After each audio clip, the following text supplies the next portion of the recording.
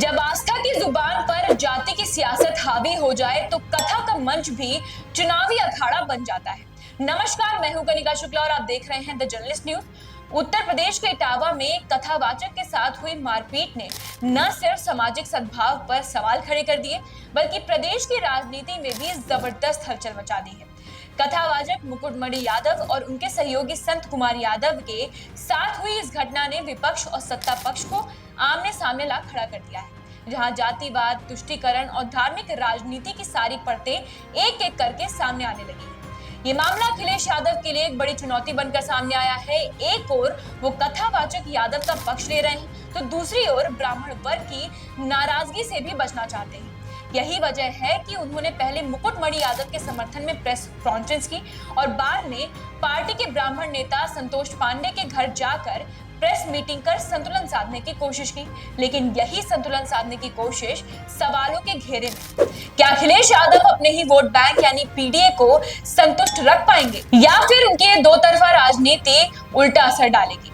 जहां अखिलेश यादव इस मामले पर जातिगत बैलेंस साधने में उलझे हुए हैं, वहीं मुख्यमंत्री योगी आदित्यनाथ ने सीधे हिंदू एकता का कार्ड खेला है। उन्होंने कहा कि जो लोग समाज को जाति के नाम पर बांट रहे हैं, वही लोग सत्ता में रहकर माफियाओं के सामने झुक गए थे। उन्होंने अपने भाषण में बटोगे तो कटोगे, एक रहोगे तो नेक रहोगे जैसे नारों के साथ स्पष्ट कर दिया कि बीजेपी अब इस मुद्दे को जातिवाद बनाम सनातन एकता के रूप में देख रही है।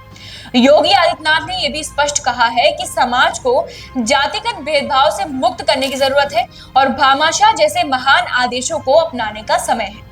इस पूरे घटनाक्रम में यूपी की राजनीति में एक बार फिर जातीय टकराव को हवा दे दी गई है। कथावाचक यादव समुदाय से हैं और दूसरी ओर आरोप लगाने वाले कथित तौर पर ब्राह्मण समुदाय से जुड़े हैं। ऐसे में ये मुद्दा केवल मारपीट या अपमान का नहीं, बल्कि सामाजिक ताने बाने की जटिलताओं को भी उजागर करता है। अखिलेश यादव के लिए ये दोहरी तलवार है। अगर वो केवल यादवों का पक्ष लेते हैं तो ब्राह्मण समुदाय उनसे दूर जा सकता है, और यदि वे तटस्थ रहते हैं तो उनका कोर सपोर्टर बेस नाराज हो सकता है। ये मामला अब सोशल मीडिया पर भी आग में घी डालने का काम कर रहा है। जातिवादी टिप्पणियां, भड़काऊ बयानों और गलत जानकारी फैलाने के आरोप में 22 लोगों को जेल भेजा गया है। ये दर्शाता है कि ये मामला अब केवल जमीनी राजनीति तक सीमित नहीं रहा, बल्कि डिजिटल युद्ध में भी तब्दील हो चुका है। एक धार्मिक कथा के तौर पर शुरू हुई घटना अब धर्म, जाति और राजनीति की जटिल त्रिकोणीय लड़ाई बन गई है। जहां सत्ताधिकारी बीजेपी इसे हिंदू एकता के रूप में पेश कर रही है, वहीं समाजवादी पार्टी खुद को जातीय संतुलन की कठिन कसौटी पर पा रही है। आने वाले चुनाव में मुद्दा किस करवट बैठेगा ये तो वक्त बताएगा, लेकिन फिलहाल इतना तो तय है कि ये विवाद यूपी के राजनीति के दिल में लगी आग की वो चिंगारी है जो कभी भी एक बड़ा विस्फोट बन सकती है। अगर वीडियो पसंद आई हो तो इसे लाइक, शेयर करना ना भूलें और ऐसी ही अपडेट्स के लिए हमारे साथ बने रहें। धन्यवाद।